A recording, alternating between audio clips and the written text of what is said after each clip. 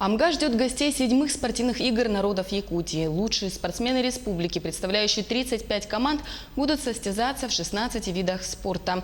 Во время старта разыграют 246 золотых и серебряных медалей и 276 бронзовых. Ожидается приезд 5000 участников и 15 тысяч зрителей. Как отметил министр спорта республики Иннокентий Григорьев, история этих игр начинается с 1932 года. Именно тогда в Якутии состоялась первая якутская спартакиада.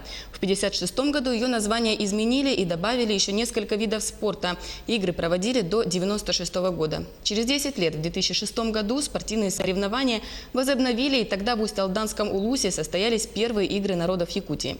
Поэтому, по словам министра, амгинские игры не 7-е, а 29-е по счету. Вопрос о восстановлении исторической справедливости будет решен на коллегии, которая состоится сразу после соревнований.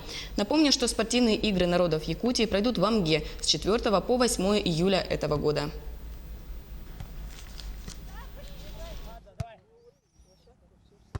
Вот это все направлено для того, чтобы каждый человек сегодня осознал и начал заниматься физической культурой и спортом.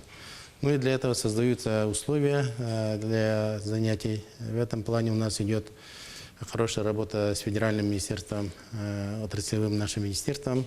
Сегодня наша республика уже строит 10 спортивных объектов, которые должны быть введены в 2019 и 2020 году. Федеральная помощь за 2019-2020 год у нас составляет около 600 миллионов на строительство спортивных объектов.